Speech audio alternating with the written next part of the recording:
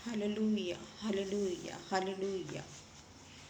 धन्यवाद पिता परमेश्वर, धन्यवाद हो पिता, धन्यवाद, धन्यवाद, धन्यवाद, धन्यवाद, धन्यवाद हो पिता परमेश्वर।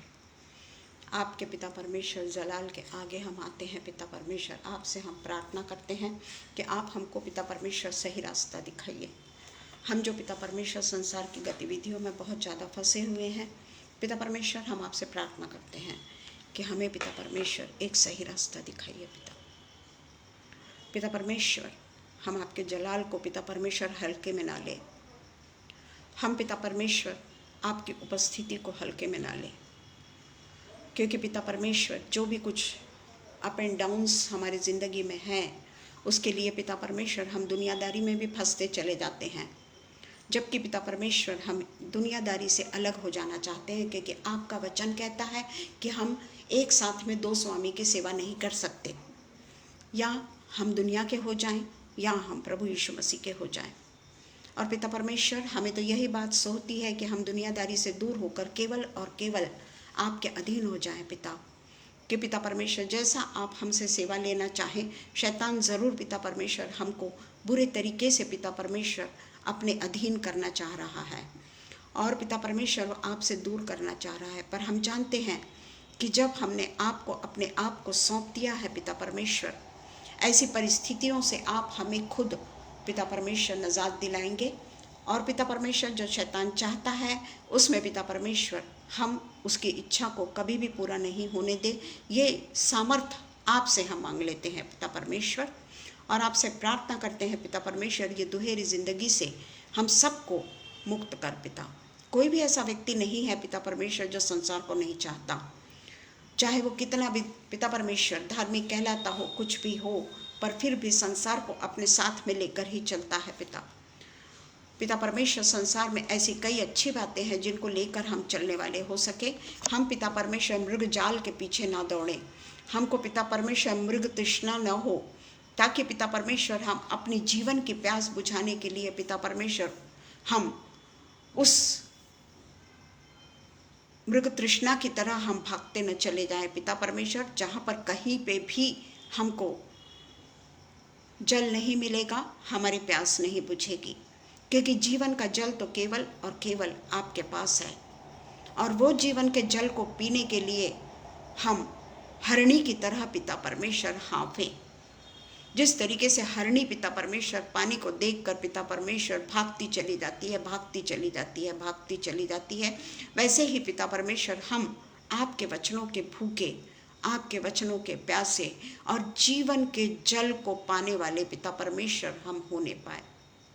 हम पिता परमेश्वर वो सामरी स्त्री की तरह हो पिता परमेश्वर, जो तो पिता परमेश्वर सब लोगों की छोड़ी हुई थी, उसे कोई नहीं चाहता था, परंतु फिर भी उसी के द्वारा आपने प्रथम कलीसिया का निर्माण किया। पिता परमेश्वर, हम आपसे प्रार्थना करते हैं, हमारा जीवन भी जो हम पिता परमेश्वर पेज पर बोलते हैं, प्रभु के वचन को बोलते हैं, पर हमारे जीवन में क्या उथल पुथल मची हुई है, या हमारे मन में क्या चल रहा है, या हमारा हृदय कितना दुखी है, खेदित है, ये केवल और केवल आप जानते हैं पिता। और इसलिए पिता परमेश्वर हम जितना उससे भागना चाहते हैं, वो परिस्थिति हमको और भी ज़्यादा पिता परमेश्वर अपने अधीन अधीन और अधीन ही करती चली जाती है पिता। और इसलिए हम अपने आप का पूरा कंट्रोल आपके हाथों में दे देते हैं पिता। आप हमें संभालिए, आप हमें बचाइए, क्योंकि पिता परमेश्वर आप ही का वचन कहता है कि हमें किसी के भी लिए पिता परमेश्वर कोई भी गलत बात नहीं करनी, किसी के लिए पिता परमेश्वर एक दूसरे से हमको चुगली नहीं करनी, और ना ही पिता परमेश्वर चाहे वो सच क्यों ना हो किसी की बदनामी नहीं करनी। पिता परमेश्वर यही वचन को थामे हुए हम आज तक चलते आए हैं पिता परमेश्वर।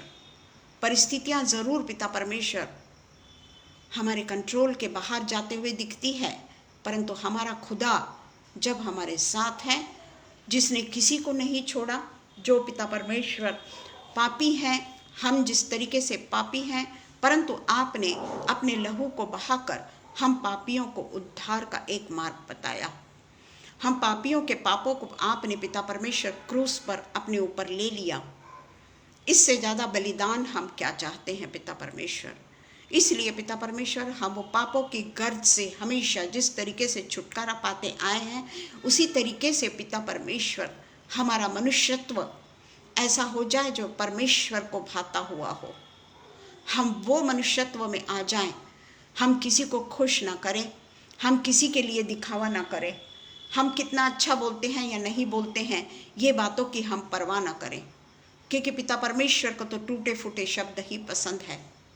और इसलिए पिता परमेश्वर, हम अपने लिए कुछ ना करें, हम केवल और केवल आपके सहारे रहें और आप ही के अनुसार पिता परमेश्वर अपने जीवन को चलाने वाले हो सके, और उसमें आपका हमें पूरे तरीके से पिता परमेश्वर आपकी सहायता और मदद के सिवा हम कुछ नहीं कर सक रहे हैं।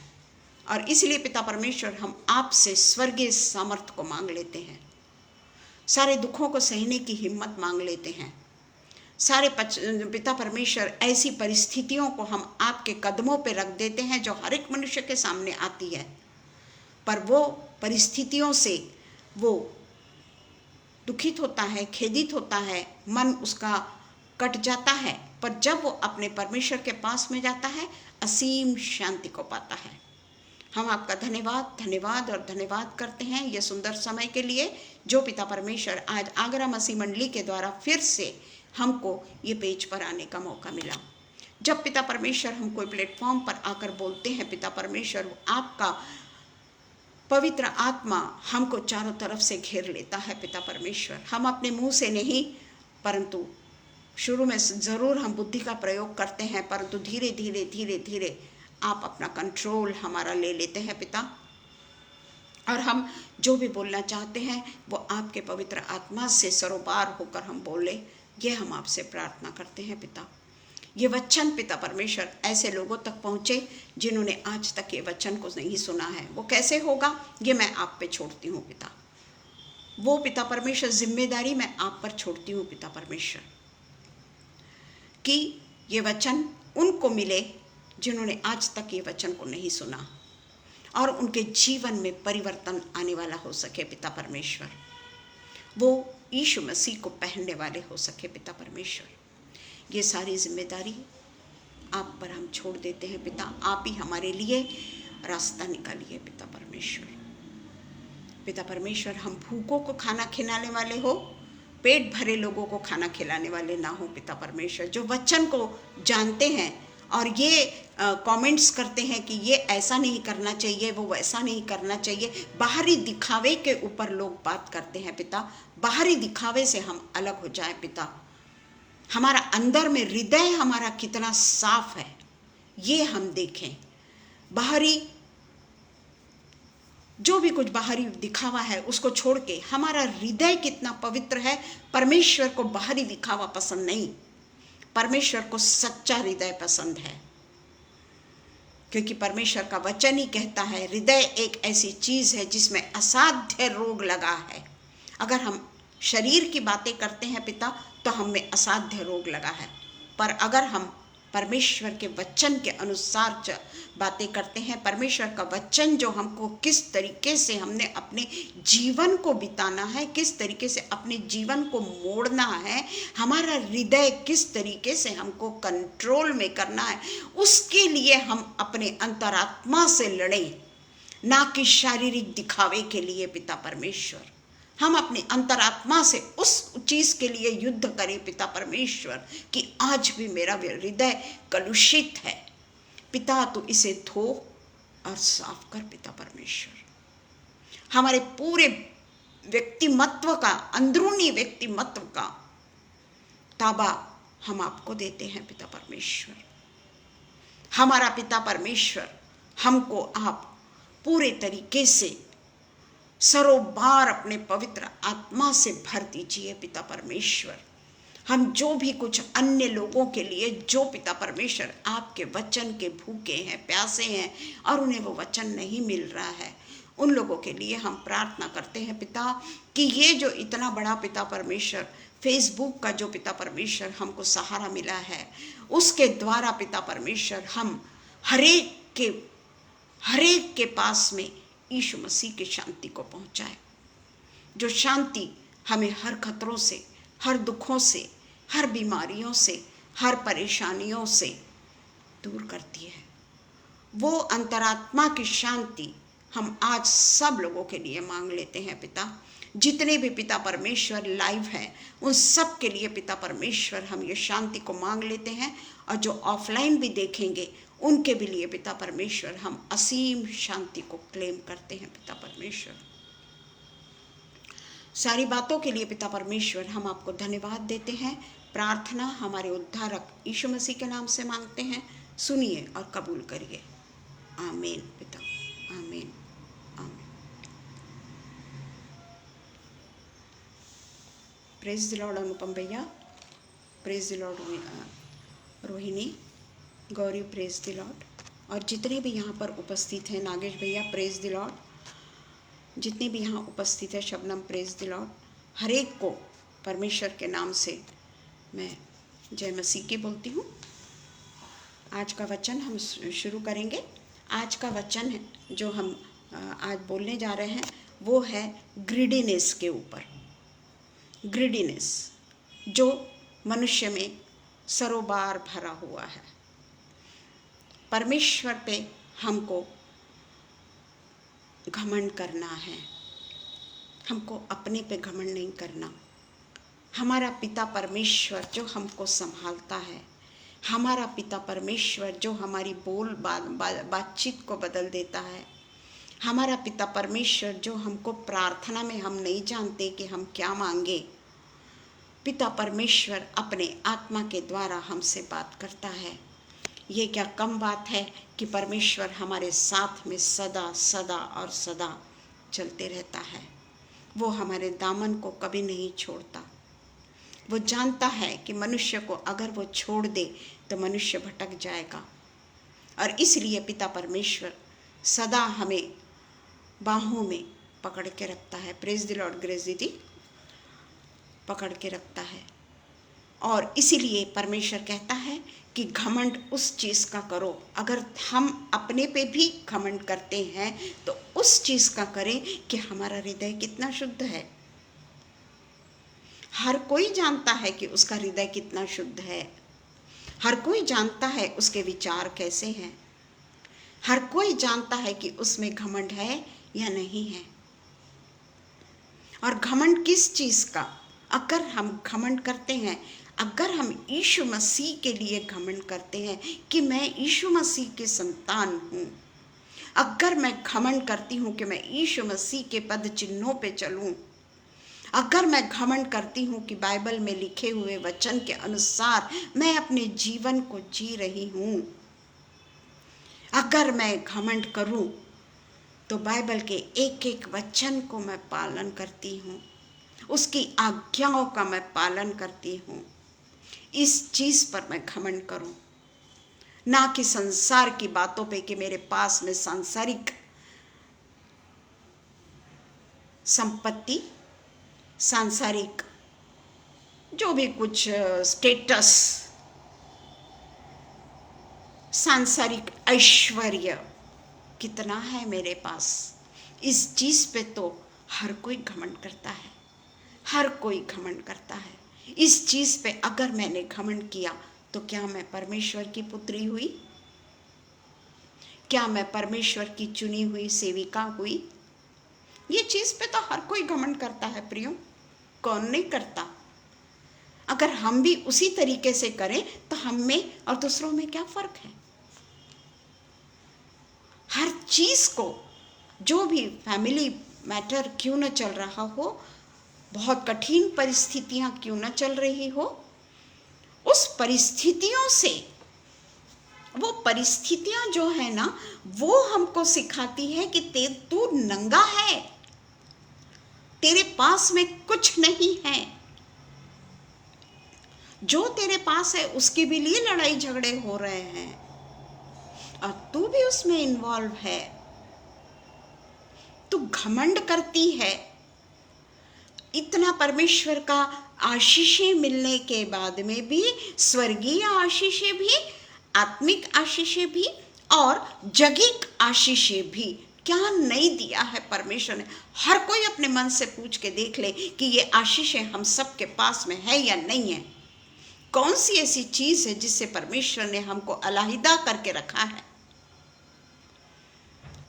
जितने भी यहाँ पर ऑफलाइन या ऑनलाइन जो भी कुछ उपस्थित हैं, कौन सी ऐसी चीज है जिससे परमेश्वर ने हमको कम करके दिया है। तो फिर हम किस चीज पे घमंड करें। हमारी जो ग्रीडीनेस है, संसार का ग्रीडीनेस कभी खत्म नहीं होता, कभी खत्म नहीं होता। हमें और चाहिए, हमें और चाहिए, हमें और चाहिए।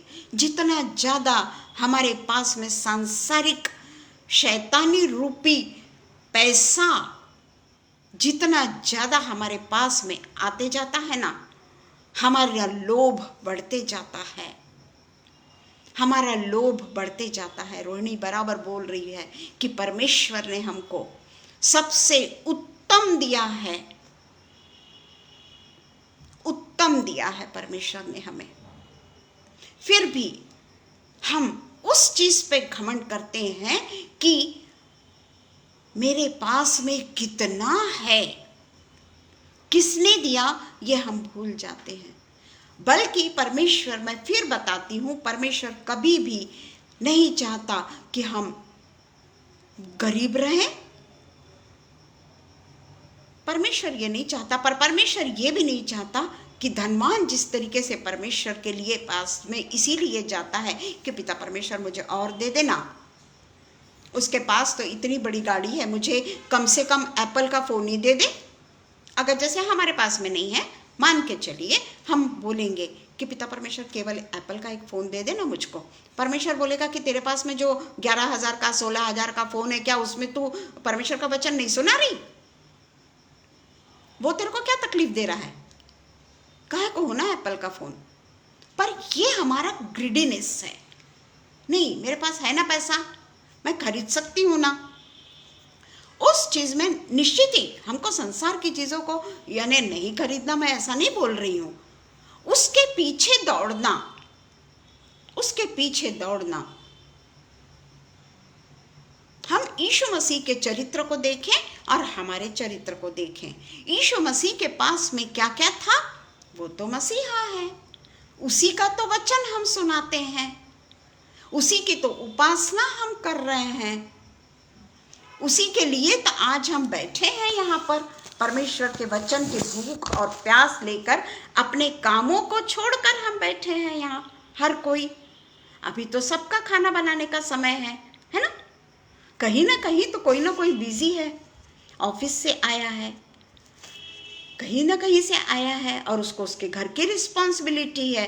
परंतु वही यीशु मसीह का सुसमाचार सुनने के लिए, वही यीशु मसीह के ग्रीडीनेस के बारे में जब हम बात कर रहे हैं, वो सुनने के लिए यहाँ पे हर व्यक्ति उपस्थित है और हर व्यक्ति जानता है कि यीशु मसीह कौन से परिस्थिति में रहा। ये यीशु मसीह के बारे में हर कोई जानता है। बाइबल उस चीज से भरा पड़ा है। हन्ना के बारे में बाइबल क्या बोलता है? हन्ना शमूएल वाली भी और हन्ना नए नियम वाली भी, जो 85 साल से परमेश्वर के भवन को नहीं छोड़ती थी। क्या उसके पास में सुख सुविधाएं के साथ में वो परमेश्वर के भवन में रहती थी? क्या विधवा हो गई थी वो? उसके लिए हमने सुना है, मैंने बोला है।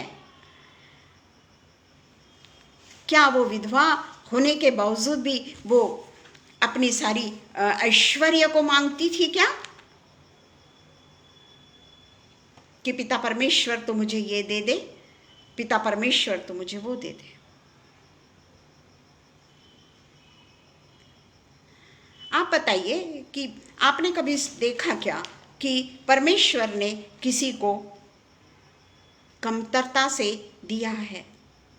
अगर कोई कमतरता से है ना, वो हमसे ज़्यादा अच्छा है प्रियो, क्योंकि उसको परमेश्वर की ज़्यादा सेवा करना भाता है, परमेश्वर की ज़्यादा सेवा करना उसको अच्छा लगता है। हमारे चर्च में अभी क्रिसमस के समय में हम लोग, मैंने पहले भी बताया कि हमारे पास्टर साहब हर किसी के साथ में मिलकर हम लोग 4 हफ्ता जो 4, 11, 18, 25 संडे जो आ रहे हैं, उस समय हम अभी पहला जो 4 तारीख हुआ, हमारे यहाँ के एम्स हॉस्पिटल में जाकर हमारे यहाँ के जितने भी ग्रुप बनाए हैं, जिसको जो तारीख सूट होती है वो तारीख उन्होंने दिया हुआ है, तो वहाँ पर वो लोगों ने जाकर उनके पार्किंग एरिया, पार्किंग स्लॉट को उन्होंने सफाई की, और उसके बाद में जहाँ विजिटर्स बैठते हैं वो जगह की सफाई करी।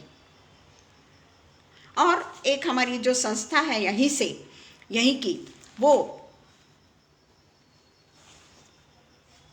गरीबों के लिए काम करती है, तो उन लोगों के लिए हम लोगों को गर्म कपड़े देने को कहा गया, और गर्म कपड़े का बंटवारा दिसंबर महीने में किया जा रहा है।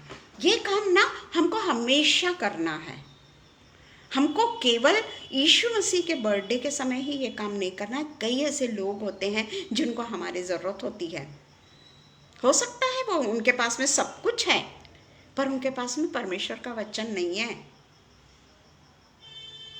परमेश्वर का वचन नहीं है। क्या हम परमेश्वर के वचन को उनके पास में बांटें? हम अपने बिहेवियर से परमेश्वर के वचन को बांटे। हम एक दूसरे के पांव खींचने में ही मशगूल रहते हैं। हमारा यीशु मसीह जो गरीबी में रहा, उसने कभी भी अपने आप को अमीर बनाने की कोशिश नहीं करी। आखिरी समय तक उसके पास में छत नहीं थी। वो गौशाले में पैदा हुआ। हम कहाँ पैदा हुए? फिर भी हमारा ग्रेडीनेस कम नहीं होता, फिर भी हमारा ग्रेडीनेस कम नहीं होता, जबकि आज हम उसी यीशु मसीह का जन्मदिन मनाने जा रहे हैं जिसने 33.5 साल अपना जन्मदिन नहीं मनाया। वो हर समय लोगों की सेवा में गुजारा उसने नहीं मनाया 33.5 साल। बाइबल में कहीं नहीं लिखा है कि यीशु मसीह का जन्मदिन मनाया गया, बल्कि उसने परमेश्वर के नाम से गधे पे बैठकर हालेलुया हालेलुया बोलकर विजयी जुलूस निकाला। उसके बाद में वो पकड़वाने वाले जाने वाला था, फिर भी किसके नाम से उसने होसन्ना होसन्ना किया? किसके नाम से किया? वो तो जानता था कि मेरा अब सब कुछ खत्म होने वाला है और आगे में मैं जिंदा हो जाऊंगा, पर जो कठिनाइयों को वो जाने वाला था, कठिनाइयों के बीच से वो तो बरकरार थी ना, वो जानता था ना। क्या उसने उस पे बैठ के, गधे पे बैठ के, क्यों नहीं वो एक आलीशान रथ पे गया? हम कहाँ बैठेंगे गधे पे? हम तो साइकिल पे नहीं जाना चाहते भाई। हमारे लिए तो साइकिल भी हमारी बेइज्जती है। कई बार पैदल भी घूमने को जाते हैं तो ऐसा लगता है लोग सोचेंगे इसके पास में गाड़ी घोड़ा नहीं है क्या। हम केवल अपनी चिंता करते हैं प्रियो। हम ये नहीं देखते कि हम किस मसीह का प्रचार कर रहे हैं, हम किस मसीह की बात कर रहे हैं, जो कौन था, आज वो जगत का उद्धार करता है। हमारा उद्धार केवल उसके गरीबी से जीवन जीना और उसका गरीबी से जीवन जी के अथक कष्ट सह के अपने आप को क्रूस पर चढ़ा देना, अथक परिश्रम करके अपने लिए, क्या बोलना चाहिए कि सुंदर सा खाना, हमारी प्लेट पूरी भरी होना चाहिए। आज तो यहाँ पे सलाद ही नहीं है, या आज तूने एक ही भाजी बनाई, आज तूने 2 ही सब्जी बनाई, मटन तो है ही नहीं। हमारा परमेश्वर वैसा नहीं। हमारे पिता ने हमसे कहा है जो भूखा है उससे तू पहले खाना खिला। ग्रीडीनेस हम में कोट कोट कर भरा है, पहले मैं फिर दूसरे। हम क्यों किसी को पुराने कपड़े दें? क्यों दें हम अपने उतरे कपड़े किसी को? उसी में मैं बता रही हूँ कि हमारे चर्च में एक लेडी है जो बहुत गरीब है। मुझे विधवा का दान याद आया जब पास्टर साहब ये बात हमको बता रहे थे कि उसने पास्टर साहब को फ़ोन करके बोली कि पास्टर साहब मैं आपको ये पैसा नहीं बताया पास्टर साहब ने, ये अमाउंट दे रही हूँ, मेरे तरफ से आप कंबल दीजिए। किसका दान बड़ा है, मेरा या उसका? किसका दान बड़ा है? मैंने तो मेरे बढ़ती में से थोड़ा सा दिया, मेरे बढ़ती में से मैंने थोड़ा सा दिया, उसने अपने घटी में से पूरा दे दिया। हमारा पैसा हमें रोकता है, हमारा पैसा हमको रोकता है, और ये ग्रीडीनेस है। पैसा कमाना बुरा नहीं है पास्टर प्रियो, परंतु पैसा हमको परमेश्वर से दूर ले जाता है, हमारी आकांक्षाओं को बढ़ाते जाता है, इच्छाओं को गर्भवती करते चला जाता है, अभिलाषाएं हमारी बढ़ती जाती है, और वो ग्रीडीनेस हो जाता है और वो पाप हो जाता है। हम पढ़ेंगे 1 तिमोथियस 6:8-10। ये बोलते बोलते आधा घंटा निकल गया। 8-10, कोई बात नहीं, हम होली स्पिरिट से जितना बोले ना वो ज़्यादा अच्छा है। यदि हमारे पास खाने और पहनने को है, देखिए पहला ही वचन है जिसके ऊपर हमने बोला है ना, तो इन्हीं पर संतोष करना चाहिए। जिस तरीके से पौल कहता है, संतोष की कमाई ही हमारे लिए भलाई है। भलाई से कमाना, संतोष के साथ में कमाना ही हमारे लिए भलाई है। यहाँ पे भी यही लिखा है, खाने और पहनने को है, इन्हीं पर संतोष करना चाहिए। पर जो धनी होना चाहते हैं वे ऐसी परीक्षा और फंदे और बहुत सी व्यर्थ और हानिकारक लालसाओं में फंसते हैं, जो मनुष्यों को बिगाड़ देती है और विनाश के समुद्र में डुबा देती है, समुद्र में डुबा देती है विनाश के।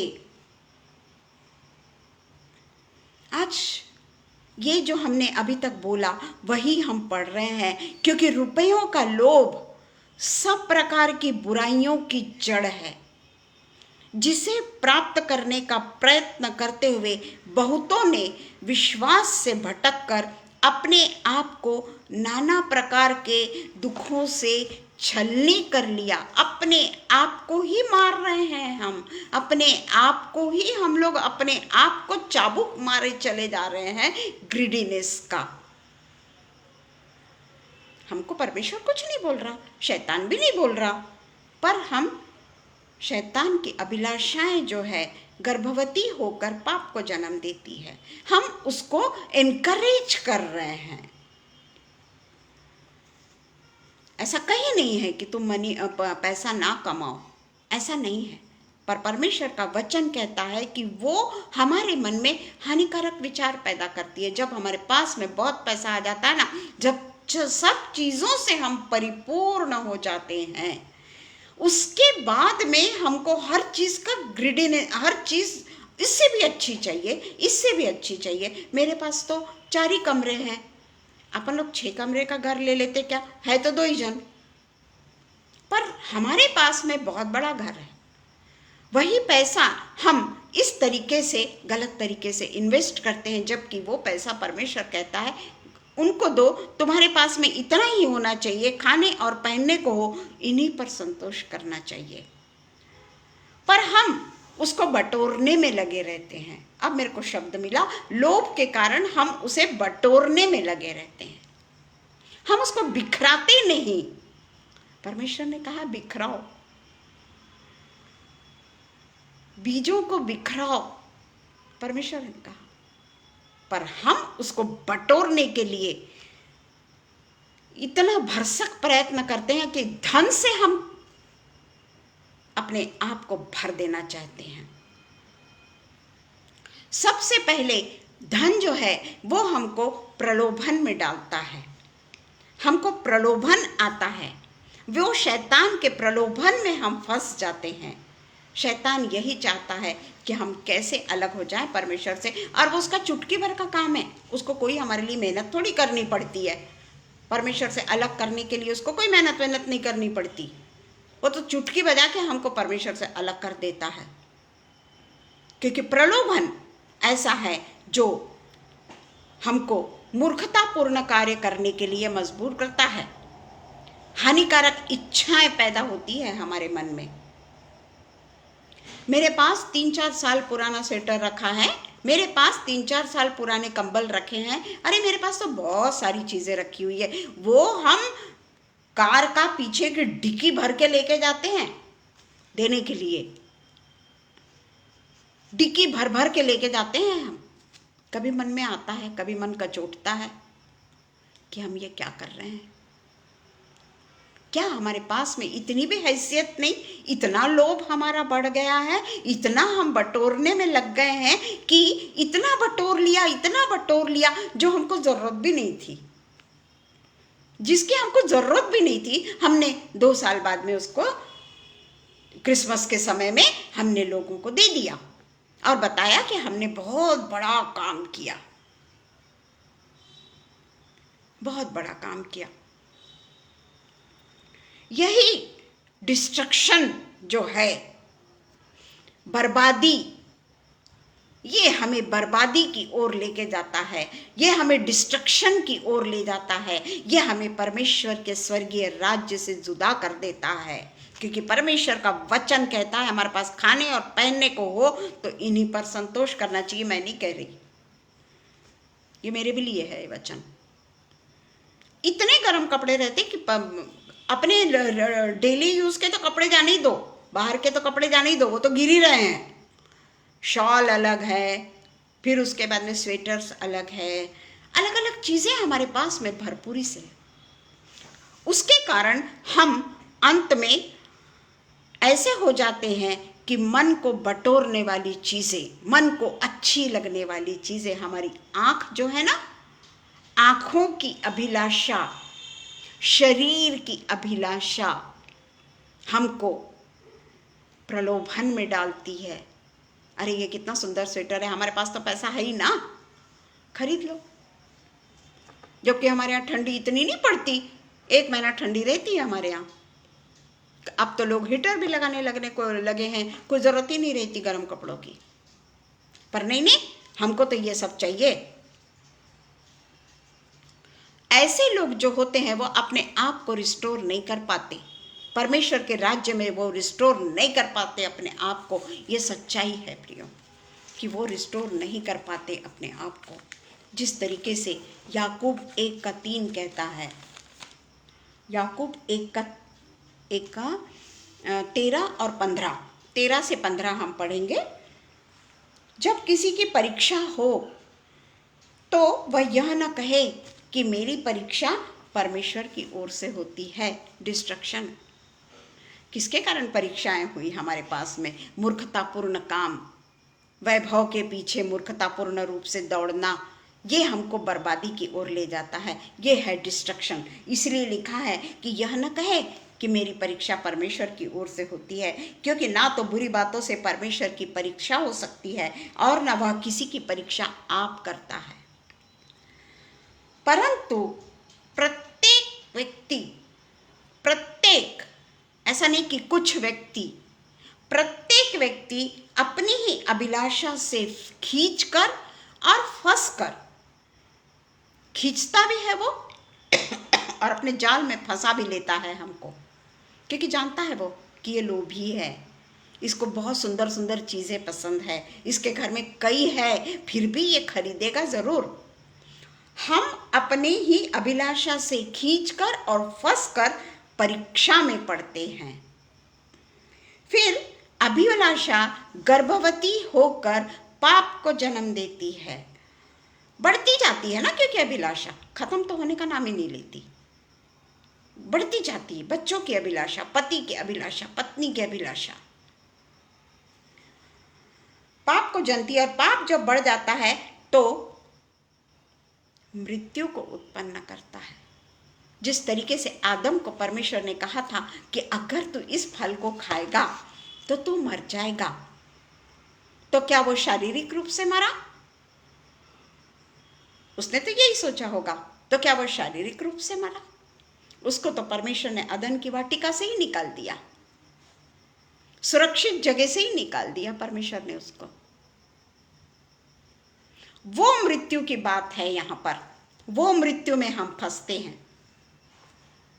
पैसे की जो बातें हैं ना, वो शैतानी रूप से हमको हर समय हमारे मन में इच्छा पैदा करती है, और ये जड़ें इतनी बढ़ती चली जाती है, इतनी बढ़ती चली जाती है, इतनी बढ़ती चली जाती है कि वो अंदर ही अंदर, जिस तरीके से बरगद का पेड़ बोलिए, पीपल का पेड़ बोलिए, बहुत सारे जो पेड़ होते हैं, उनकी जड़ें देखिए आप, नीचे तक चली जाती है। कितना भी तुम उसको काट लो, कुछ भी कर लो, वो फिर से फलवंत हो जाता है, फिर से वो हमारी अभिलाषाएं गर्भवती हो जाती है। हम जब कपड़े लेने जाते, पहले लोग साड़ी लेने को जाते थे क्रिसमस में ना, तो मेरे मिस्टर मेरे को बोलते थे कि तू साल भर कपड़े नहीं खरीदना, अभी जितना खरीदना खरीद ले, मैं कोई तुम्हारे साथ में आऊँगा नहीं शॉपिंग करने के लिए। उनको बहुत गुस्सा आता था शॉपिंग से, जो खरीदना है खरीद लो। पर नहीं, हम तो हर महीना खरीदने को जाते। मेरे को ये भी साड़ी अच्छी लगी, ले लो ले लो ले लो, और हम ले लेते थे। हमने कभी सोचा है कि कोई एक आधी अच्छी सी साड़ी, 2000 रुपये की साड़ी हम किसी विधवा को पहना दे, जिसके पास में पैसा नहीं? विधवा वो नहीं जो पैसे वाली हो, उनको नहीं। विधवा ऐसी भी रहती है जो सबल नहीं होती, कोई नहीं होता उनके पास में। उनके साथ क्रिसमस मना के तो देखिए, गरीब बच्चों के साथ क्रिसमस मना के तो देखिए। क्या है क्रिसमस का मतलब? सिर्फ अपने घर में बनाना, खाना, एंजॉय करना, और 26 तारीख को फिर से अपने रेगुलर इसमें लग जाना। क्या है? यह हमारे मन में बुरे फल उत्पन्न करती है। क्यों हम अपने ही लिए क्रिसमस मनाते हैं? बड़ा दिन, बड़ा दिन, हमारे लिए बड़ा दिन क्या है? हमारे लिए तो वो सबसे छोटा दिन है। हम अपने मन में कभी विचार करते हैं कि नहीं, हम क्रिसमस के बाद में ना, चर्च के बाद में ना, ऐसे इंस्टीट्यूट में जाएंगे जिनके पास में क्रिसमस मनाने का कोई साधन ही नहीं, उनके साथ में हम क्रिसमस मनाएं। यीशु मसीह की खुशियां बांट के तो देखिए, यीशु मसीह की खुशियां बांट के तो देखिए।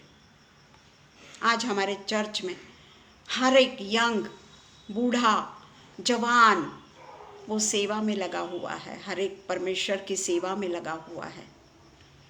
पास्टर साहब ने हम लोगों को पूरे संडे को बिजी कर दिया, और उसकी तैयारी करने के लिए जो यंग बच्चे हैं वो हर दिन अपना काम ख़त्म होते ही चर्च में जाके हर चीज़ का, कि 11 तारीख को किस किस को देना है, क्या करना है, उसका अरेंजमेंट करते हैं। यह है क्रिसमस।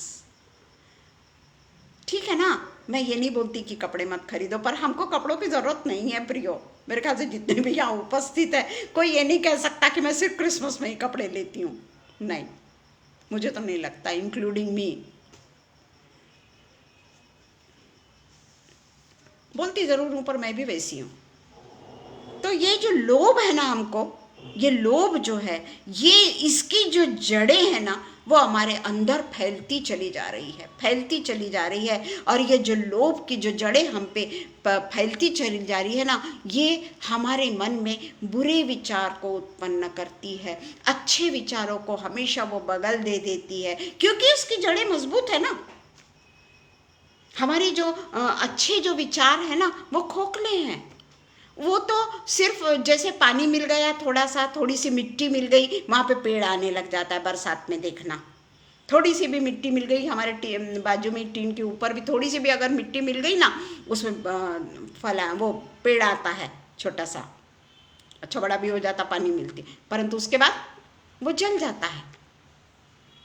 पर जिसकी जड़ गहरी है, हम लोगों की प्रलोभन की जड़ गहरी है, हमारा ग्रीडीनेस की जड़ बहुत गहरी है, तो वो ऐसे झाड़ को दबा देता है जो हमको अच्छी बातें की ओर ले जाना चाहता है, पर वो बुरे फल को ही उत्पन्न करना चाहता है। जिस तरीके से हम देखते हैं, हमारी अभिलाषा गर्भवती होकर पाप को जन्म देती है। तो इसलिए हमको, मैं ये नहीं बोलती कि पैसों से प्यार मत करिए आप, पैसों से प्यार मत करिए। एक बार और हमारे भी ऑफिस में ऐसी बैंक में बोले थे कि आप लक्ष्मी पूजा में उपस्थित नहीं होती, आप इतनी बड़ी वो हो, आपके हाथों से होना। मैं उनसे वही बोली कि मुझे ये सब नहीं करना, मैं नहीं कर सकती। बोले लक्ष्मी आप पैसों को ठुकरा रही हो। मैं उनसे वही बोलती थी, हमेशा मैं यही बोलती थी कि मेरे पीछे पीछे वो दौड़ती है, मेरे को उसके पीछे दौड़ने की ज़रूरत नहीं है, वो मेरे पीछे दौड़ेगी। हमेशा मैं बोलती थी दिवाली में तुम लोग इतने फटाके वटाके फोड़ते हो ना, वो डर के मेरे ही घर में आ जाती, क्योंकि तुम्हारे घर में पटाखे फूटते रहते हैं तो वो मेरे ही घर में आ जाती, मेरे को उसके पीछे नहीं दौड़ना। ये है मोह जाल हमारा। पैसा एक ऐसी चीज है जिसके पीछे हमारी अभिलाषा गर्भवती होकर पाप को जन्म देती है और पाप मृत्यु को जन्म देता है। अभी हमने पढ़ा कि पाप मृत्यु को जन्म देता है। हम आदम की स्टोरी तो हमेशा बताते हैं ना लोगों को, आदम ने क्या किया, आदम ने क्या किया, आदम ने क्या किया, हमने क्या किया, हम कभी बताते हैं क्या? जो पैसों से प्यार करता है वो विश्वास में हमेशा ही भटक जाता है, हमेशा विश्वास में भटक जाता है। क्योंकि वो मैं जैसे आज अभी बोल जरूर रही हूँ, पर जब मेरा ये ख़त्म हो जाएगा मैं कौन से इसमें चली जाऊँगी मेरे को क्या मालूम, जाऊँगी पर, है ना। उस तरीके से मरकुस का वचन जो है 10:23-31, मरकुस 10:23-31, यीशु ने चारों ओर देखकर अपने चेलों से कहा, यीशु कह रहा है भला यहाँ मेरा कहीं पे कोई रोल नहीं है, धनवानों का परमेश्वर के राज्य में प्रवेश करना कठिन है। चेले उसकी बातों से अचंभित हुए।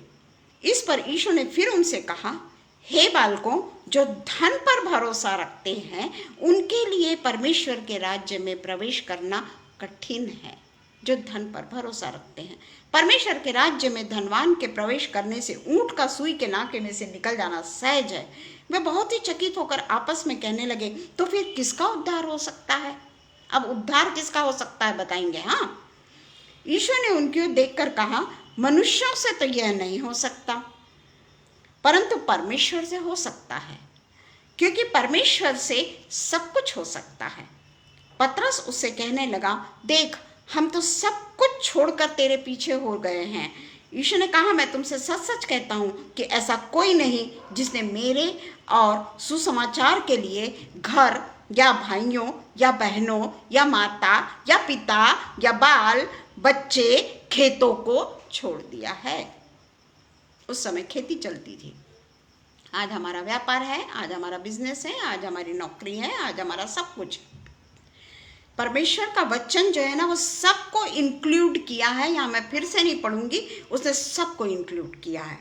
और अब इस समय 100 गुना न पाए, घरों और भाइयों और बहनों और माताओं और बाल बच्चों और खेतों को, पर सताव के साथ और परलोक में अनंत जीवन। क्या होना आपको? ये जो ऊपर में दिए गई सांसारिक चीजें, या सताव के साथ, भाई आराम के साथ नहीं, सताव के साथ परलोक में अनंत जीवन। अभी हमने यहाँ पढ़ा मृत्यु, और यहाँ परमेश्वर हमको बता रहा है कि सताव के साथ में परलोक में अनंत जीवन। Praise the Lord Ruby, praise the Lord. पर बहुत से जो पहले हैं वो पिछले होंगे, और जो पिछले हैं वो पहले होंगे। बहुत ही स्पष्ट वचन है। परमेश्वर के वचन जो है ना बहुत स्पष्ट होते हैं। हम छोटा सा सिर्फ गहेजी का उदाहरण देख लेंगे कि गहेजी जो था वो कैसा था। हम अच्छे से जानते हैं, 2 राजा में उसका पाया जाता है। हमको बताने की जरूरत नहीं है नामान कोड़ी के समय क्या क्या हुआ था। किसको अपनाया था गहेजी ने? चुपचाप से इतने बड़े एलिशा का सेवा करने वाला सेवक, अकेला उसका इतना फेथफुल सेवक, वो सोचा कि मेरा प्रभु तो अपने इसमें लगा हुआ है, परमेश्वर के इसमें, मैं चुपचाप से जाता हूँ और नामान से मैं लेकर आ जाता हूँ सामान। उसको वही लगा और वो चला गया। पर जब वो वापस आता है अपने घर में, वो पहले सामान को रख देता है, जो उसने वह उससे पाया था वो सामान को वो रख देता है और फिर से गेहजी के पास में जाता है और गेहजी पूछता है कि तू कहाँ गया था। और हम जानते हैं उसका प्रतिफल उसको क्या मिला, क्या हुआ उसका प्रतिफल। हमेशा के लिए वो परमेश्वर के इससे अलग हो गया और कोढ़ी हो गया। हमारे जीवन में आज हमको पिता परमेश्वर, हमारा जो यीशु मसीह है ना, इतना प्यार करता है कि अभी भी वो परमेश्वर के सामने हमारे लिए भीख मांगते रहता है, अभी इसको माफ़ कर देना, अभी इसको माफ़ कर देना। ये क्रिसमस में परमेश्वर बोलेगा, देख क्रिसमस भी मना लिया इसने, पिछले साल भी मनाया था, अभी फिर क्रिसमस मना रहा है, पर इसमें कोई परिवर्तन नहीं आया। ये क्रिसमस को एज अ फेस्टिवल लेता है। परमेश्वर बोलेगा 1 साल और दे दे ना पिता, और 1 साल दे दे। यीशु मसीह उसके सामने भीख मांगेगा हमारे लिए। 1 साल पिता, केवल 1 साल, अगले साल फिर वही होगा। हम वैसे ही क्रिसमस मनाएंगे, पर पिता यीशु मसीह हमको नहीं छोड़ता, वो हमारे लिए भीख ही मांगते रहता है। इसलिए हम देखते हैं एलिशा को ले लीजिए, एलियाह को ले लीजिए, ये भी हम 2 राजा में पाते हैं। हमारे पास में समय ही नहीं है तो हम अच्छे तरीके से जानते हैं एलिशा ने उसके दामन को नहीं छोड़ा। कहाँ वो लोग गए, परंतु परमेश्वर के अपने सेवक ने अपने स्वामी के दामन को नहीं छोड़ा। उसके पीछे पीछे भागता चला गया। बवंडर के साथ में एलिया का स्वर्गारोहण जो लिखा है, पर पहले वो बेतेल को जाता है और वो कहता है कि तू अब यहाँ से चले जा। तो एलिशा से ने कहा, यहोवा के और तेरे जीवन की शपथ, मैं तुझे नहीं छोड़ने का। बेतेल के बाद में वो यरीहो को जाते हैं वो, और सब लोग उससे कहते हैं कि यहोवा के स्वामी को तेरे ऊपर उठा लेने पर है। उसने कहा, हाँ मुझे भी यह मालूम है, तुम चुप रहो। एलिशा ने हर किसी को बोला कि तुम लोग हमको डिस्टर्ब मत करो।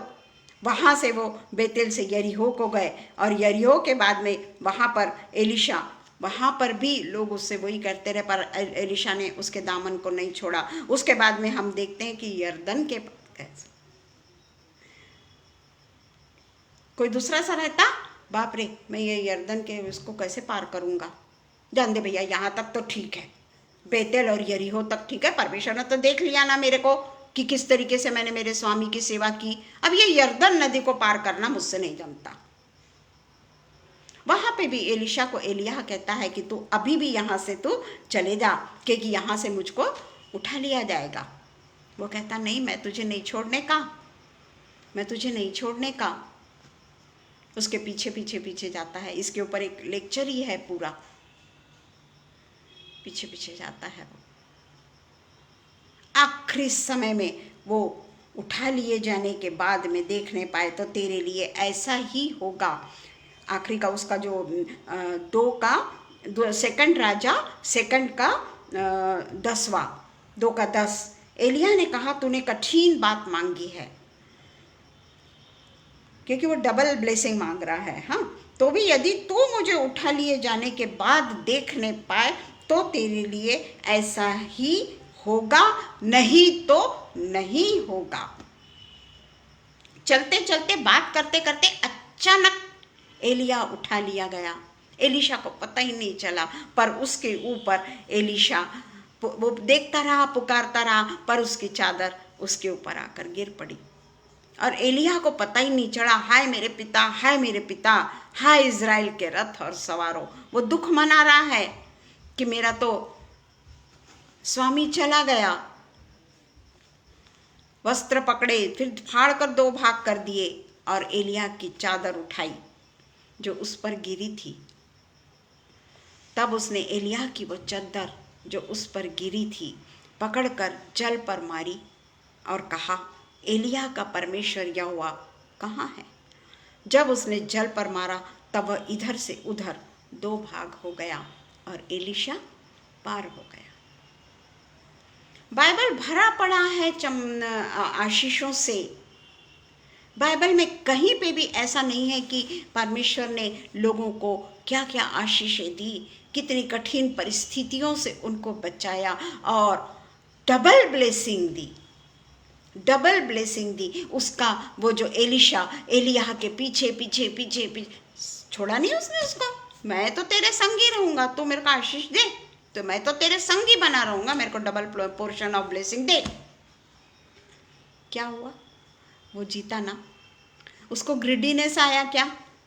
उसने कुछ एलिय्याह से पैसा मांगा क्या? या एलिय्याह को ये कहा क्या कि जो चमत्कार तू करता है वो चमत्कार मैं भी करने पाऊं? उसने तो सिर्फ दुहेरी अभिषेक को मांगा, दुगने अभिषेक को मांगा। कभी हमने परमेश्वर से एक ही अभिषेक हमको प्राप्त नहीं हुआ, हमने कभी मांगा है? हमने हमेशा परमेश्वर को निराश और निराश ही किया, और परमेश्वर हमारे दामन को पवित्र पवित्र और पवित्र ही करते चला जाता है। हम कहीं के भी नहीं रहते। इसके बाद में बहुत सारा है पढ़ने को। यहूदा इस्करियोती के बारे में भी हम सब जानते हैं कि यहूदा इस्करियोती ने क्या किया। पैसों के लिए उसने परमेश्वर को, यीशु मसीह को बेच दिया। बहुत सारा है उसमें, पर हमारे पास में पढ़ने को समय नहीं है। पर इसलिए हमको पृथ्वी पर संपत्ति जमा करने के लिए व्यर्थ समय को नहीं गंवाना है। व्यर्थ हम समय को गंवाते हैं, क्योंकि जब हम मर जाएंगे ना, सचमुच में जब हम मर जाएंगे तो हम अपने साथ में कुछ भी नहीं लेके जाएंगे। हमारा सबका सब यहीं रह जाएगा। जिस तरीके से समोपदेशक 5:15 का 17 कहता, आखिरी में पढ़ेंगे हम। मैंने सब जीवतों को जो धरती पर चलते फिरते हैं देखा कि वे एक दूसरे के संग लड़के के संग हो लिए हैं। जो उनका स्थान लेने के लिए खड़ा हुआ वे सब लोग अनगिनत थे। नहीं, 5 का 15 का 17, जैसा वह माँ के पेट से निकला वैसा ही लौट जाएगा। नंगा है, जैसा आया था अपने परिश्रम के बदले कुछ भी न पाएगा। नंगा आया था, नंगा जाएगा, जिसे वह अपने हाथ से ले जा सके। यह भी एक बड़ी बला है कि जैसा वह आया ठीक वैसा ही वह जाएगा। उसे उस व्यर्थ परिश्रम से और क्या लाभ है? केवल इसके कि उसने जीवन भर बेचैनी से भोजन किया, जीवन भर बेचैनी से भोजन किया और बहुत ही दुखित और रोगी रहा और क्रोध भी करता रहा। सब कुछ यहीं पे करेगा और यहीं पे भुगतेगा। परमेश्वर के इसमें हमको फिर कोई भी जगह नहीं मिलेगी हमको। आप घर में पढ़ लेना, लूका 12:16 से 21 में भी बहुत अच्छा लिखा हुआ है। तो हमको ये जो यानी हम बोलते हैं, पढ़ते हैं, सब कुछ करते हैं, पर उसके अनुसार हम चलते नहीं। आज केवल हम लोग यही प्रण करें, केवल हम यही प्रण करें कि परमेश्वर, तेरा जो जन्म हुआ इस दुनिया में, चाहे वो कौन से भी तारीख को क्यों न हुआ हो, पर तूने इस दुनिया में जन्म लिया, तूने इस दुनिया में मृत्यु सही, और तूने इस दुनिया से हम सबको पाप से रहित कर दिया और अनुग्रह का जीवन हमको दिया। तो वो अनुग्रह का जीवन हम बरकरार रखें, वो अनुग्रह को हम बढ़ाते चले जाएं, अनुग्रह को हम पेट भर के खाने पाए। खाना नहीं, खाना जितना हमारे लिए ज़रूरी है ठीक है। किसी भी चीज़ का हम अगर संग्रह करते हैं तो ब्लेसिंग्स का संग्रह करें, हम परमेश्वर के आशीषों को बांटने वाले हम हो सके। आइए हम प्रार्थना करें। धन्यवाद धन्यवाद धन्यवाद धन्यवाद धन्यवाद हो पिता परमेश्वर, ये सुंदर पिता परमेश्वर आँख खोलने वाले वचन के लिए हम आपको धन्यवाद करते हैं पिता परमेश्वर। ऐसे तो पिता परमेश्वर हम हमेशा आपके वचनों में से जब पढ़ते हैं वो आई ओपनर ही होता है, पर पिता परमेश्वर हमारी ये शारीरिक आंखें खोलने को ही तैयार नहीं है पिता परमेश्वर। हम ये शारीरिक व्यथाओं में इतने ज़्यादा फंसे हुए हैं पिता परमेश्वर कि हम इससे दूर जाना चाहते हैं, पर हम नहीं दूर जाते पिता परमेश्वर। हम उसी में फंसे रहते हैं पिता परमेश्वर। हम आपसे आज केवल और केवल यही प्रार्थना करते हैं पिता परमेश्वर कि हमारे जीवन को तू बदल डाल पिता, हमको बदल डाल। जिस तरीके से अभी हमने समुपदेशक में पढ़ा कि सब कुछ व्यर्थ है पिता परमेश्वर, जैसे हम नंगे आए वैसे ही हम जाएंगे, हमारे पास में से कोई चीज़ हम लेकर नहीं जाएंगे पिता। हमें तो संभाल, हमारे मन को तो चंगा कर, हमारे हृदय को तो चंगा कर, हमारे पिता परमेश्वर ऊपरी पिता परमेश्वर मनुष्यत्व को तू खत्म कर दे पिता। हम पिता परमेश्वर अंदर से पिता परमेश्वर पूरे तरीके से यीशु मसीह के जीवन को अपने अंदर में पहन ले पिता परमेश्वर, उसकी जड़ हमारे शरीर में पूरे तरीके से बढ़ जाए पिता परमेश्वर। यीशु मसीह का प्रेम हमारे हृदय में पिता परमेश्वर जड़ पकड़ ले, ऐसी जड़ पकड़े पिता परमेश्वर जिसकी जड़ें हमारे शरीर के अंदर तक समा जाए और हम में ऐसा फ्रूट लगे जो लोग कहने पाए कि अरे ये तो ऐसा था, पर इसके परमेश्वर ने इसको पूरी तरीके से बदल दिया। वो हमारी जीवित गवाही लोगों के सामने पिता परमेश्वर जाने वाली हो सके। समय के अभाव के कारण पिता परमेश्वर हम ये प्रार्थना को आप जानते हैं कि हम क्या कहना चाहते हैं। पिता परमेश्वर ये प्रार्थना को हम पिता परमेश्वर के नाम से मांगते हैं और ये पेज को पिता परमेश्वर अपने आशीषों से नवाजिए, डबल ब्लेसिंग से नवाजिए। एलिशा को जैसे आपने डबल ब्लेसिंग दिया, आगरा मसीह मंडली के लिए मैं वही ब्लेसिंग को मांग लेती हूँ पिता। और पिता परमेश्वर हम मैडम शबनम के लिए, अनुपम भैया के लिए वो डबल ब्लेसिंग का अनाइंटिंग को मांग लेते हैं पिता। अगर पिता परमेश्वर हम सब परमेश्वर के अधीन हो जाएं तो पिता परमेश्वर को बहुत प्रसन्नता होती है और हम वही काम करने वाले हो सके। सब कुछ हम हमारे पवित्र पवित्र जिंदे खुदावंत के नाम से मांगते हैं, सुनिए और कबूल करिए। आमीन पिता, आमीन। आप लोग सब ना मेरे लिए प्रार्थना किया करना कि मैं हर प्रकार से परमेश्वर के इसमें चली जाऊं, मैं जो बोलती हूँ ना वो मेरे जीवन में होने पाए। Please, praise the Lord everyone.